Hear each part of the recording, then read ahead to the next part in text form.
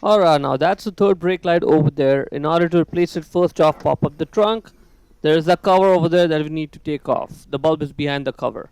Now this cover is held in place by 10 clips like that over there. 1, 2, 3, 4, 5, 6, 7, 8, 9, 10 all across. We need a small flathead screwdriver like the one I just showed you to take the clips off. Get the small flathead screwdriver and use that to pry the middle part of the clip off. Once it's off, simply pull the clip and off it comes. Simple as that. Now let's repeat the process for the rest of the 9 clips and make sure you don't lose them. Keep them somewhere safe because we'll need to put the cover back in a couple minutes. Now let's get the cover, put it in the trunk. That's the light and the bulb is right there behind it over there. In order to get it off, first off just grab it, twist it left just a little bit and out it comes. Now the bulb is a 7440 type bulb. 7440. To get the bulb off, simply grab it and pull it off.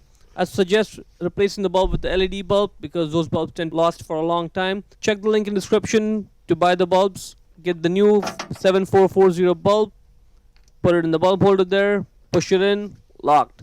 Now let's put the bulb holder back in the light. Right?